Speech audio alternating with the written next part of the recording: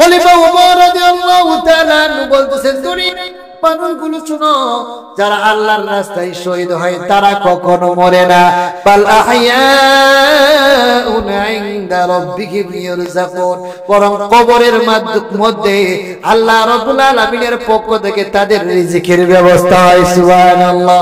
এই ছেলেটা যুবক শহীদ হয়েছে, তার লাশটা কিয়ামত পর্যন্ত আর পৌঁছবে না, সে কবরের থেকে হাসরের ময়দানে এমন অক্ষত অবস্থায় উঠবে।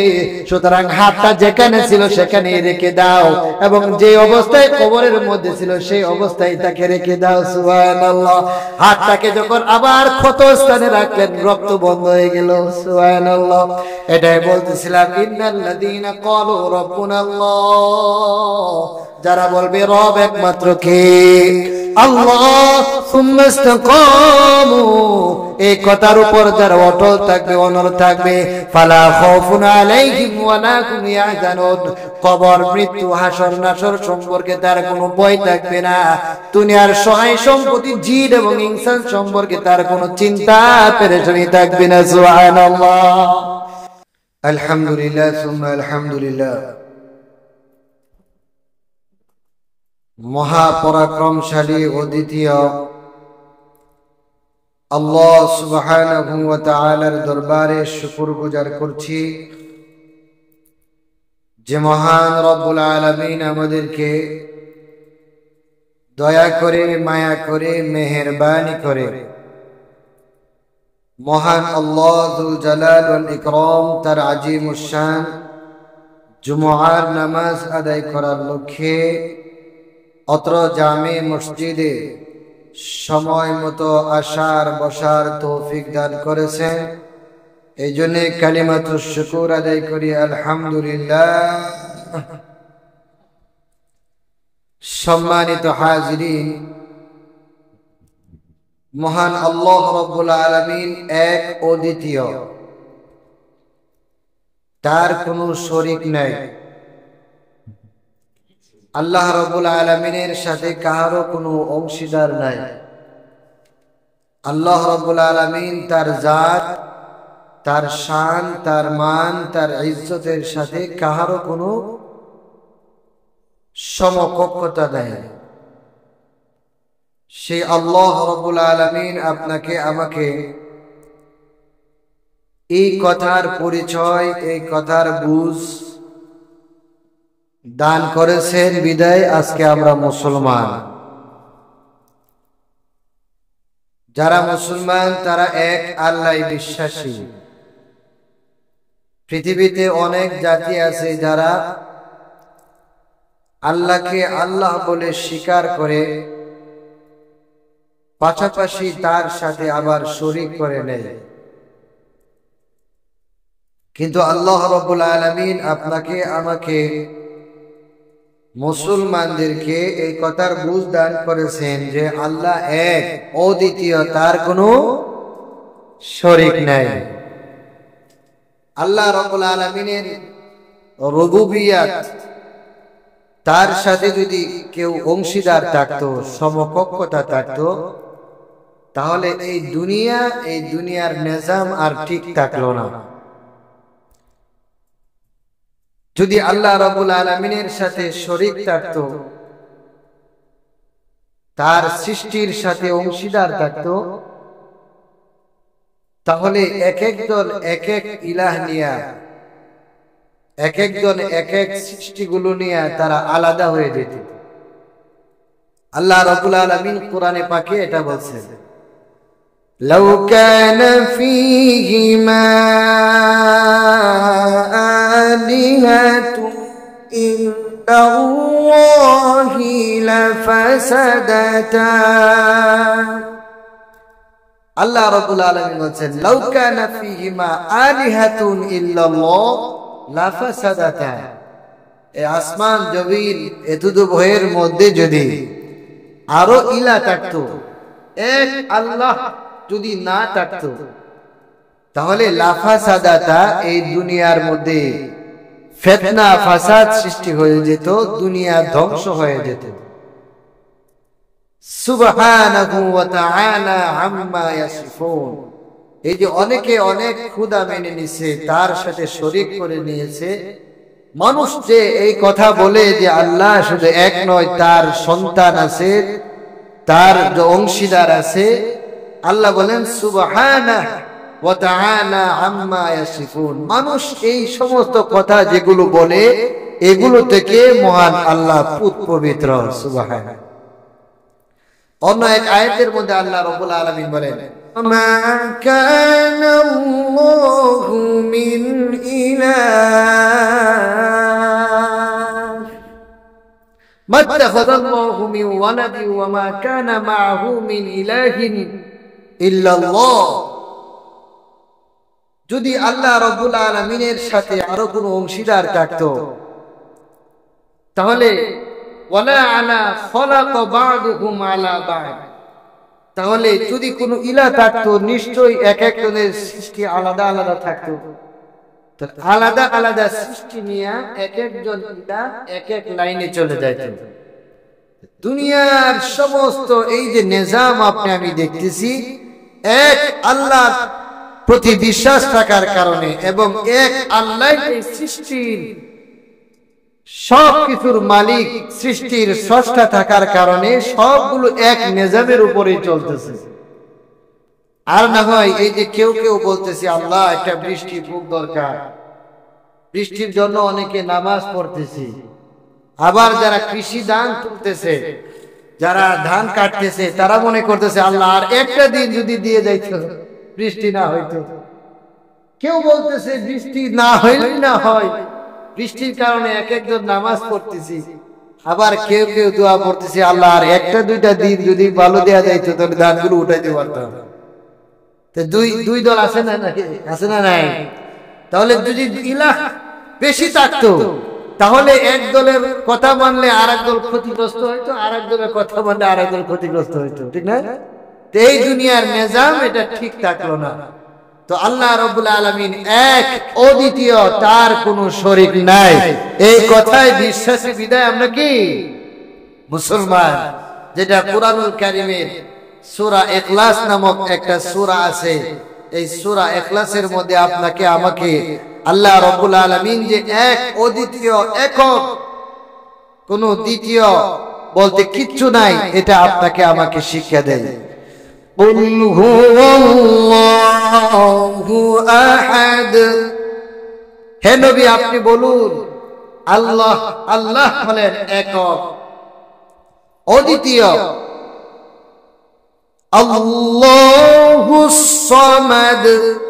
এই যে দুনিয়ার মানুষগুলো যে আল্লাহর সাথে শরীক করে নিছে, তার জাতের সাথে, গুণের সাথে, শক্তির সাথে, এই যে শরীক করে নিল, মানুষে যে ধারণা করে যে এই কাজগুলো অমুক খোদাই করে, ওই কাজগুলো অমুককে কে দিয়ে করায়, ওই কাজগুলো অমুক বট গাছে করে, ওই কাজগুলো অমুক তুলসী পাতা গাছে করে, এই যে ধারণা, এই ধারণার যত ধরনের সব কিছু ধারণা, যত জিনিস আছে, সব থেকে আল্লাহ অমুখাপেক্ষী। সুবহানাল্লাহ। আল্লাহ বেনিয়াজ, লাম ইয়ালিদ ওয়া লাম ইউলাদ। কত মানুষ আল্লাহর সাথে শরীক করে নিছে, এমন ভাবে অনেকে বলে যে আল্লাহর সন্তান আছে, অনেকে বলে আল্লাহ রাব্বুল আলামিনের কন্যা আছে। এই যে ধারণা প্রসূত কথা, লাম ইয়ালিদ, আল্লাহ কাউকে জন্ম দেন নাই, ওয়ালাম ইউলাদ, তিনি আল্লাহ এমন আল্লাহ যিনি কাহারো থেকে জন্ম নেনও নাই, ওয়ালাম ইয়াকুল্লাহু কুফুয়ান আহাদ, এবং আল্লাহ রাব্বুল আলামিনের সাথে সমকক্ষ আর কেউ নাই। এই কথায় যারা আমরা বিশ্বাসী, তারা কি ভাই মুসলমান, তারাই ঈমানওয়ালা। কিন্তু এই কথায় বিশ্বাস হওয়ার পরেও আমরা অনেক সময় অনেকে অনেক লাইনে, অনেক বস্তুর প্রতি, অনেক জিনিসের প্রতি, অনেক চাকরির প্রতি, অনেক প্রতিষ্ঠানের প্রতি মুখাপেক্ষী হয়ে যায়, যায় কি যায় না? এটাই আল্লাহ রাব্বুল আলামিন আপনাকে আমাকে এই জিনিসগুলো দিয়া, প্রেক্ষাপট দিয়া, পরিবেশ দিয়া আপনাকে আমাকে পরীক্ষা করে নেন যে কুল হুয়াল্লাহু আহাদ, আল্লাহ জি এক, একক, অদ্বিতীয়, তার কোনো শরীক নাই। এই কথার উপরে আপনি কতটুকু অটল আছেন, এটা পরীক্ষা নেন। যারা এই পরীক্ষার মধ্যে পাশ করবে, তারাই দুনিয়া এবং আখিরাতের মধ্যে কামিয়াব হয়ে যাবে। সুবহানাল্লাহ। আল্লাহ রাব্বুল আলামিন বলেন, ইন্নাল্লাযীনা ক্বালু রাব্বুনাল্লাহু সুম্মা ইসতাকামু। আল্লাহ রাব্বুল আলামিন বলেন, নিশ্চয় নিশ্চয় যারা বলবে রব আমাদেরকে, আল্লাহ আমাদের রবকে বলেন, পালনেওয়ালাকে, রিজিক দেনেওয়ালাকে, সুস্থতার মালিককে, অসুস্থতার মালিককে, যারা বলবে রব একমাত্র কে, সুম্মা ইসতাকামু, অতঃপর এই কথা বলার কারণে অনেক মুসিবত আসবে, অনেক ধরনের পরীক্ষা আসবে। অর্থাৎ যে যত বেশি ঈমানের উপর অটল থাকবে, অনড় থাকবে, আল্লাহ রাব্বুল আলামিনের পক্ষ থেকে তার উপরে তত বেশি পরীক্ষা আসবে। যার ঈমান যত বেশি মজবুত, তার পরীক্ষাটা তত কঠিন হবে। দেখেন না, যারা সবচাইতে বেশি ঈমানের অধিকারী রাখেন, যারা ঈমানের উপর অটল থাকতে চান, অনড় থাকতে চান, তাহলে কত ধরনের মুসিবত, কত ধরনের ভয় তার উপরে আসতে থাকে। একটা পাহাড়ের শৃঙ্গ থেকে একটা পাথর যদি আলাদা হয়ে যায়, এই আলাদা পাথরটা যেমন ভাবে গড়ায়া গড়ায়া নিচের দিকে পড়তে থাকে, কোন ঈমানওয়ালা সে যদি ঈমানের উপর অটল থাকে, অনড় থাকে, ঈমানের উপর মজবুত থাকে, ওই পাথর যেরকম ভাবে গড়ায়া গড়ায়া জমিনের মধ্যে পড়ে, তদ্রূপ এই ঈমানওয়ালা ব্যক্তির কাছেও একের পর এক, একের পর এক, একের পর এক পরীক্ষা আসতেই থাকে, আসতেই থাকে। আল্লাহ ঈমানের পরীক্ষা নেন, আর যারা ঈমানের পরীক্ষায় পাশ করবেন, আল্লাহ রাব্বুল আলামিন বলেন, ফালা খাউফুন আলাইহিম ওয়ালা হুম ইয়াহজানুন, তাদের কোনো চিন্তা থাকবে না, দুনিয়াতেও কোনো ভয় থাকবে না, আখিরাতের ব্যাপারেও কোনো ধরনের চিন্তা পেরেশানি থাকবে না। সুবহানাল্লাহ। বনী ইসরাঈলের যুগে, বিশেষ করে হযরত ঈসা আলাইহিস সালাতু ওয়াস সালামের যুগের একটি ঘটনা। এক বাদশা ছিল, যে নিজেকে খোদা বলে স্বীকার করে নিছে, নিজেকে প্রভু মেনে নিছে, রাজ্যের মানুষগুলোকে সে তাকে খোদা মানতে বাধ্য করত। ইয়ামেন নাম তো শুনতেন, ইয়ামেন যে দেশটা আছে, এই দেশের মানুষ এবং তার আশেপাশের কিছু মানুষ তাকে খোদা বলে মানত। কেউ যদি তাকে খোদা স্বীকার না করত, তাহলে তার উপরে নির্যাতন করত, অন্যায় ভাবে অত্যাচার শুরু করে দিত। এই বাদশার একজন কূটনীতিক ছিল, কূটনৈতিক লোক আছে না নাই? প্রত্যেক বাদশা, প্রত্যেক রাজা বাদশা, ক্ষমতাশালী দাপটশালী মানুষের কিন্তু কিছু কূটনামি বুদ্ধি দেওয়ার লোক থাকে, থাকে না? তো এই বাদশার একজন জাদুবিদ্যা অর্জনকারী একটা জাদুগির ছিল, যে জাদুবিদ্যা জানতো। জাদুবিদ্যার মাধ্যমে এই বাদশাকে কুমন্ত্রণা দিত, আর তাকে এরকম এরকম ভাবে কুমন্ত্রণা দিয়া বুঝাইতো। বাদশাও তার এই কুমন্ত্রণা গুলো মেনে নিত। মেনে নেওয়ার কারণে সহজ সরল মানুষগুলোকে তার কারণে অত্যাচার করত। এই বুদ্ধিজীবী একদিন, জাদুবিদ সে একদিন মনে মনে চিন্তা করলো, আরে আমার তো অনেক বয়স হয়ে গেছে, আমি যদি মারা যাই তাহলে আমার এই বিদ্যা তো আর কেউ শিক্ষা গ্রহণ করতে পারলো না, তাহলে বিদ্যাও চলে যাবে। তাহলে আমাকে কোনো না কোনো একজন মানুষকে এটা শিক্ষা দিতে হবে। আর আমি যদি কোনো যুবককে শিক্ষা দেই তাহলে সে বেশি দিন বাঁচবে, আমার বিদ্যাটা বেশি দিন লাস্টিং করবে। এই কথা চিন্তা করে বাদশাকে বললো, বাদশা নামদার, আমার তো অনেক বয়স হয়ে গেছে, আমি যদি মারা যাই তাহলে কে আপনাকে বুদ্ধি দিবে? জাদুবিদ্যার আলোকে কে আপনাকে আলোকিত করবে? সুতরাং আপনি এমন একটা ছেলে দেন, যুবক দেন, যে যুবকটাকে আমি বুদ্ধি শিক্ষা দেব, তাকে জাদুবিদ্যার শিক্ষা দিয়ে আমার মতো শিক্ষিত করব।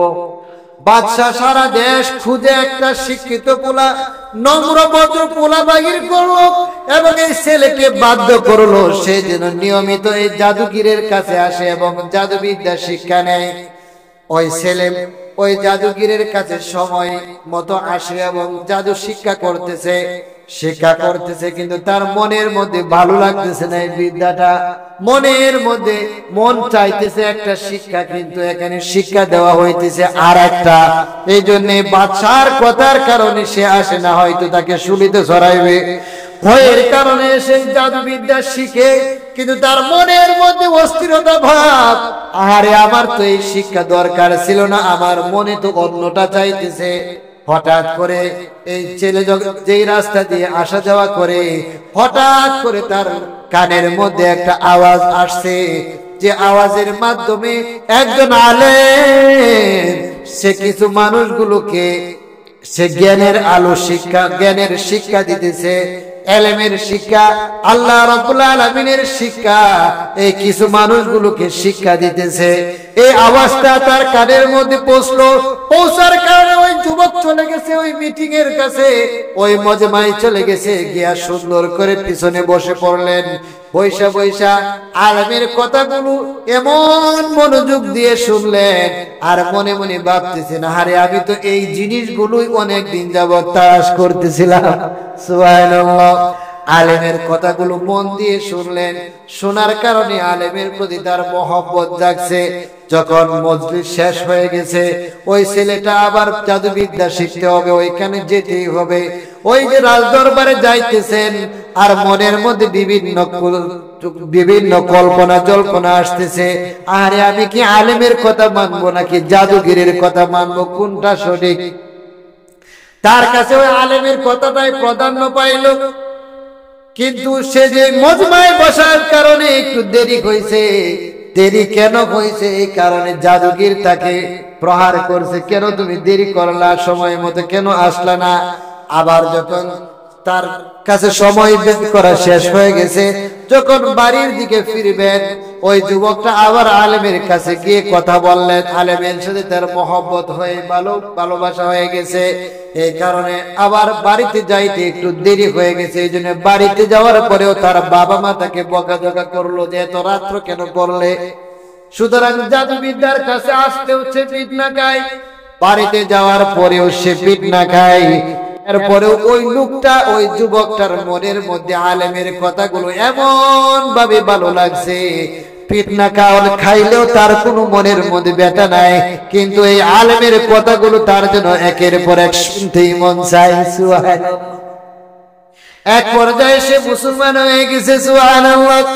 আলেমের কথাগুলো শুনে সে মুসলমান হয়ে গেছে। মুসলমান শুধু হয় নাই, আলেমের কাছে সে প্রতিদিন জাদুবিদ্যাও শিখে, আবার আলেমের কাছে সে এলেমও শিখে। এক পর্যায়ে একদিন এমন হয়েছে, রাস্তা দিয়ে যাইতেছে, জাদুগিরের কাছে যাইতেছে, প্রতিমধ্যে একটা বাঘ বৈশা রয়েছে, যার কারণে অনেক মানুষ সমবেত হয়ে গেছে, কেউ রাস্তা পার হইতে পারতেছে না বাঘের ভয়ে। কিছু মানুষ এই যুবককে চিনতে পারলো আর বলল, হে যুবক শোনো, তোমাকে বাদশা অনেক টাকা পয়সা খরচ করে তোমাকে জাদুবিদ্যা শিক্ষা দিতেছে, সুতরাং তুমি আজকে একটু জাদুর জ্ঞান আমাদের কাছে প্রকাশ করো। তুমি এই জাদুর মাধ্যমে এই বাঘটাকে প্রতিহত করো। যদি তুমি জাদুর মাধ্যমে বাঘটাকে প্রতিহত করতে পারো, তাহলে জানবো তুমি আসলে তুমি শিক্ষা গ্রহণ করতেছো, আর না হয় তোমায় লেখাপড়ায় তোমার মনোযোগ নাই, তুমি শিক্ষা ঠিক মতো আদায় করতে পারতেছো না, বাদশার কাছে গিয়া বিচার দিব। তখন এই যুবক সে মনে মনে খুশি যে হ্যাঁ, আজকে আমার পরীক্ষার সময় আসছে, দেখি আলেমের কথা সত্য নাকি জাদুগিরের কথা সত্য। সুবহানাল্লাহ। তখন সে পরীক্ষা করতে লাগছে। সে একটা পাথর কোনা নিছে, পাথর কোনা হাতে নিয়া সে বলতেছে, ওগো আল্লাহ শোনো, যদি আলেমের কথা সত্য হয়, যদি আলেমের কথা সত্য হয়, তাহলে তুমি যে এক আল্লাহ এটাকে আমি বিশ্বাস করে নিয়েছি, এতে কোনো সন্দেহ নাই। সুতরাং তুমি আল্লাহ যদি সঠিক হয়ে থাকো, তুমি যদি আমাকে বানায় থাকো, বাঘকেও যদি তুমি বানায় থাকো, তাহলে যদি তুমি সবকিছুর মালিক হয়ে থাকো, আমি পাথরটা যখন ওই বাঘের সামনে, যখন বাঘের শরীরে নিক্ষেপ করব, বাঘটা যেন মারা যায়। যদি বাঘটা মরে যায় তাহলে বুঝবো তুমি আল্লাহ সঠিক, আর যদি বাঘটা না মরে তাহলে জানবো তো এই জাদুবিদ্যাই সঠিক। এই কথা বলে সে পাথরটা নিক্ষেপ করছে। পাথরটা নিক্ষেপ করার সাথে সাথে বাঘটা পড়ে গেল। মানুষগুলো যত্ন সহকারে রাস্তা দিয়ে পার হয়ে গেল এবং মানুষের মুখে মুখে সে উঠে গেল যে যুবক সত্য যুবক, সে অসত্য জাদুবীর, তার জাদুর বিদ্যা অনেক বেশি পরিমাণ তৎকা অর্জন করতে পারছে। আসলে যুবকটা সত্যি জাদুগীর। এইদিকে সমাজের মানুষ তাকে জাদুগীর বলে পরিচয় দিছে, অন্যদিকে তার মনে তো সাক্ষ্য দিয়ে দিছে কিসের মাধ্যমে? সে যে বাঘটাকে মারছে জাদুগীর যে যুবকটা, এই যুবকটা তো বিশ্বাস করছে যে আল্লাহ এক। হঠাৎ করে একদিন এমন কথা যখন প্রকাশ হয়ে গেছে, যুবকের কথা সত্য হয়। আর একদিন কিছু মানুষ একটা অন্ধ মানুষকে নিয়ে আসছে আর বলতেছে, ওই সত্য বালক শোনো, তোমার জাদুর মাধ্যমে এই লোকটার চোখগুলোকে ভালো করে দাও। তখন এই বালক বলতেছে, ওগো আল্লাহ, আমি তো তার চোখ ভালো করার কিছু ক্ষমতা রাখি না, তুমি আমাকে একটা বুদ্ধি দাও। বালকের মাথার মধ্যে একটা বুদ্ধি আসছে। তখন ওই অন্ধ ব্যক্তিকে বলতেছে, ওকে অন্ধ ব্যক্তি তুমি শোনো, তোমাকে ভালো করার মতো সামর্থ্য শক্তি আমার কাছে নাই, তবে তুমি যদি আল্লাহর উপরে ঈমান আনতে পারো, তুমি যদি আল্লাহকে বিশ্বাস করে নিতে পারো, তাহলে আল্লাহ রাব্বুল আলামিন কুদরতি ভাবে তোমার চোখগুলোকে ভালো করে দিবে। সুবহানাল্লাহ। ওই বালকটা বলবো, আমি দুনিয়াদারি কি জিনিস যেহেতু জীবনে দেখতে পারলাম না, আর আল্লাহর উপরে বিশ্বাস আনলে যদি চোখগুলো ভালো হয়ে যায় তাহলে অসুবিধা কি? সে আল্লাহর উপরে ঈমান আনলো এবং আল্লাহ রাব্বুল আলামিনের কাছে ঈমান এনে বলল, গো আল্লাহ, আমার চোখগুলোকে ভালো করে দাও। যখন সে দোয়া করলো, সাথে সাথে দোয়া কবুল হয়ে গেল এবং অন্ধ ব্যক্তিটাও ভালো হয়ে গেল। সুবহানাল্লাহ।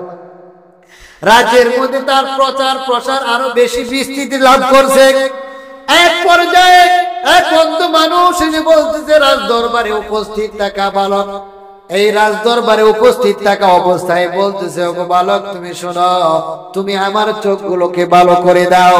তখন এই বালক বলতেছে, এই অন্ধ মানুষ, তুমি শোনো, তুমি আল্লাহকে বিশ্বাস করে নাও এবং আল্লাহকে বলো সে যেন তোমার চোখগুলোকে ভালো করে দেয়।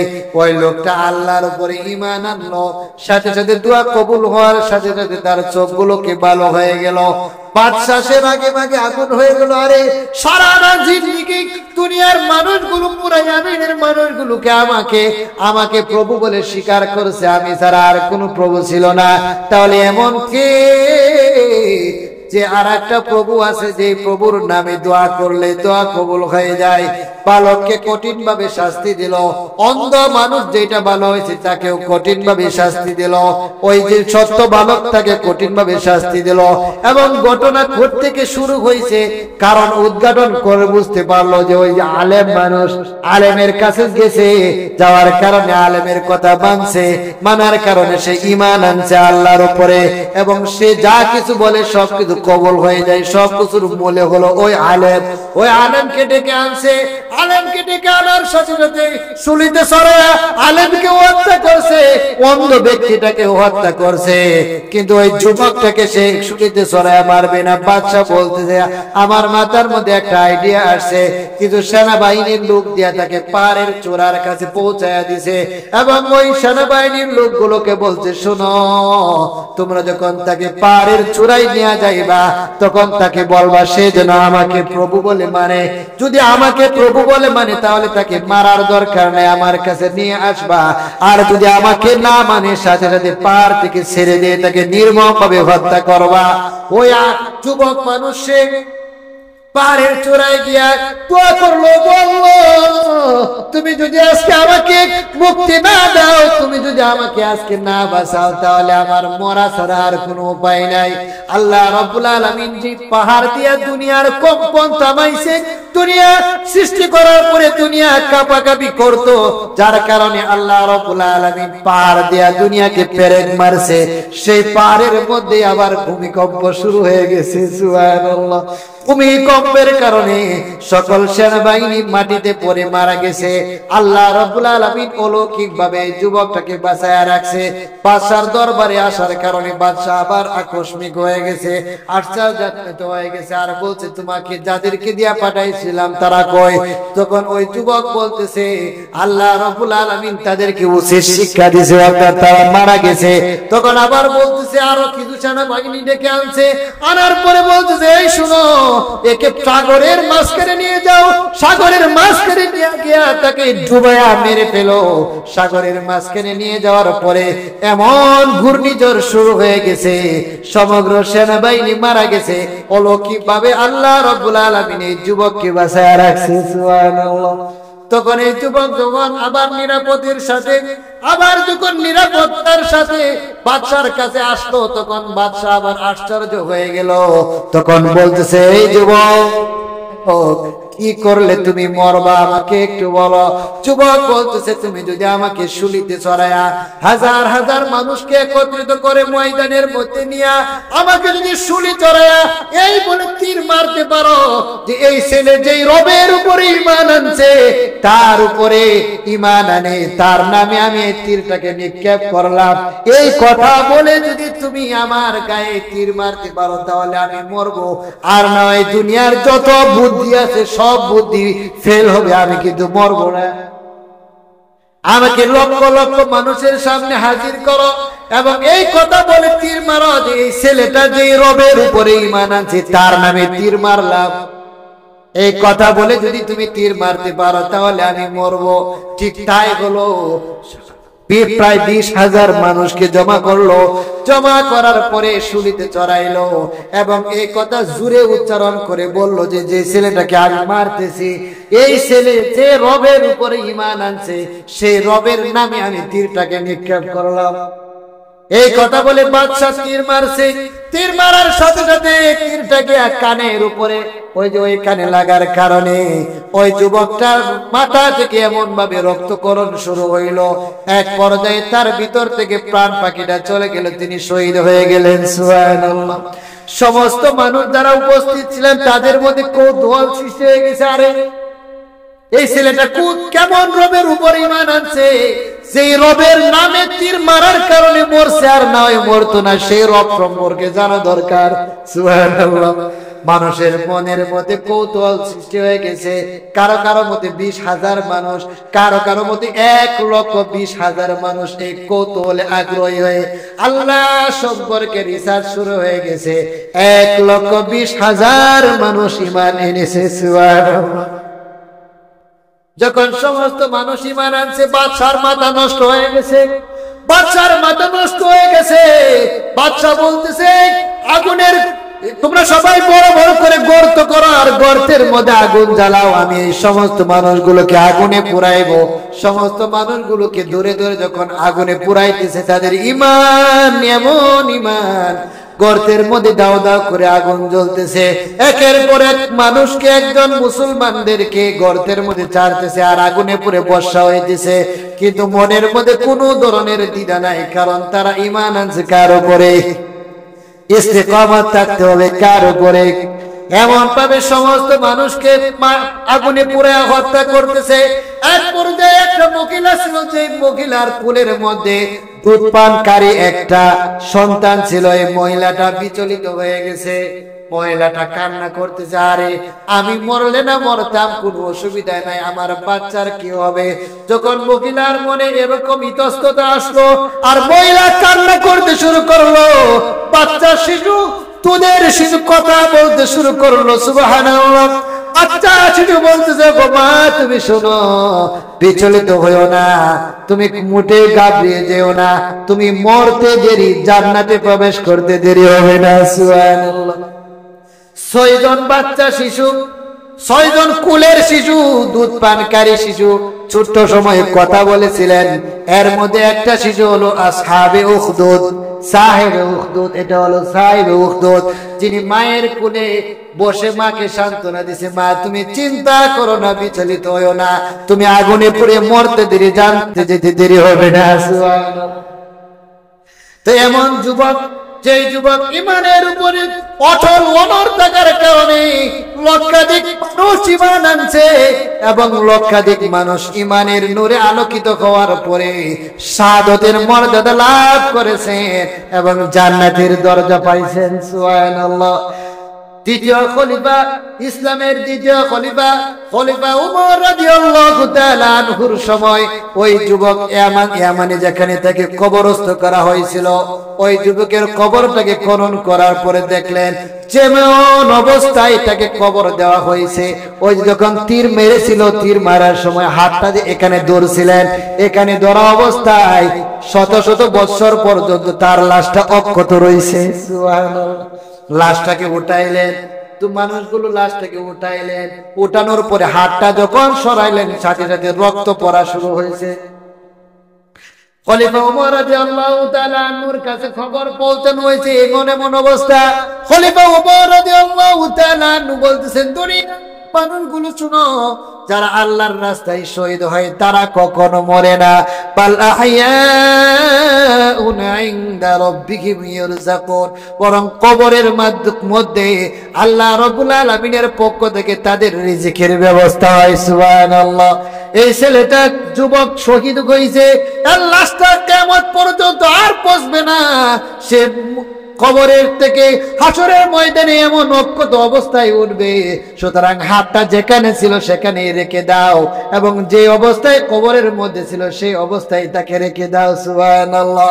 হাতটাকে যখন আবার ক্ষত স্থানে রাখলেন, রক্ত বন্ধ হয়ে গেল। সুবহানাল্লাহ। এটাই বলতেছিলাম, ইন্নাল্লাযীনা ক্বালু রাব্বুনাল্লাহ, যারা বলবে রব একমাত্র কে, আল্লাহ, সুম্মা ইসতাকামু, এই কথার উপর যারা অটল থাকবে, অনড় থাকবে, ফালা খাউফুন আলাইহিম ওয়ালা হুম ইয়াহজানুন, কবর, মৃত্যু, হাসর নাসর সম্পর্কে তার কোনো ভয় থাকবে না। দুনিয়ার সহায় সম্পত্তি, জিন এবং ইনসান সম্পর্কে তার কোনো চিন্তা পেরেশানি থাকবে না। সুবহানাল্লাহ। আমরা তো অনেকে ঈমান আছি, ঈমান এটা এমন ঈমান যে কচু পাতার উপর পানি রাখলে যেই পরিমাণ স্থায়িত্ব লাভ করে সেই পরিমাণ ঈমান আপনার। আজকে আমরা এমন দুর্বল ঈমানের অধিকারী হয়েছি, আমরা ইহুদি, নাসারা, খ্রিস্টান যারা আছে তাদের পায়ের নিচে আমরা মাথা ঠেকিয়ে দিয়েছি। তাদেরকে এমন ভাবে বিশ্বাস করে নিছি, এমন ভাবে ভালোবেসে নিছি, তাদেরকে যথায় তথায় আমরা সুউচ্চ মর্যাদার আসনে বসায় দিই।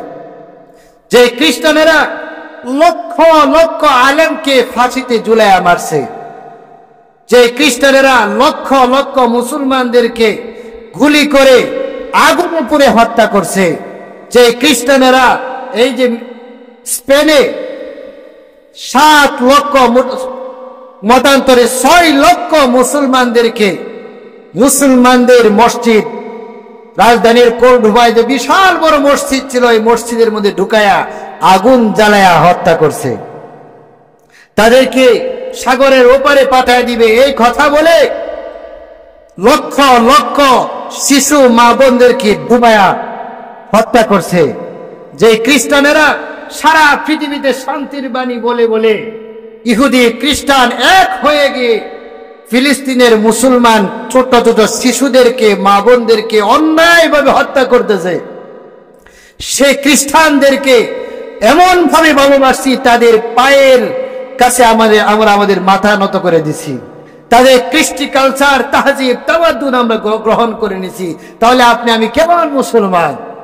কোরআনে সুস্পষ্ট ভাবে আল্লাহ বলেন, লা তাত্তাখিদুল ইয়াহুদা ওয়ান নাসারা আউলিয়া, তোমরা ইহুদি এবং খ্রিস্টানদেরকে বন্ধু বানাও না, বাদুহুম মাউলিয়াউ বা, তারা একজন অপরজনের বন্ধু। সারা পৃথিবীতে শান্তির বাণী চড়াইছে আমেরিকারা, অথচ সেই আমেরিকার গুলা দিয়া, তাদের অস্ত্র দিয়া নিরস্ত্র মা বোনদেরকে, শিশুদেরকে ইহুদিরা হত্যা করতেছে। তাহলে কোরআনে যে আল্লাহ বলছে বাদুহুম মাউলিয়াউ বা, তারা একজন অপরজনের বন্ধু। সুতরাং কোন ইহুদি, কোন খ্রিস্টানদেরকে অভিভাবক বানায়ও না, তাদেরকে গার্জিয়ান বানায়ও না, বন্ধু বানায়ও না। অথচ আপনি আমি বন্ধু বানায় নিছি। কোরআনে আল্লাহ রাব্বুল আলামিন এটাও বলছেন, কেউ যদি কোনো ইহুদি, কোনো খ্রিস্টানকে অভিভাবক বানায়, বন্ধু বানায়, তাহলে তার হাসর নাসর তাদের সাথে হবে। যে খ্রিস্টানদেরকে বন্ধু বানাইবে সে খ্রিস্টান হয়েই মারা যাবে, যে ইহুদিদেরকে বন্ধু বানাইবে সে ইহুদি হয়েই মারা যাবে।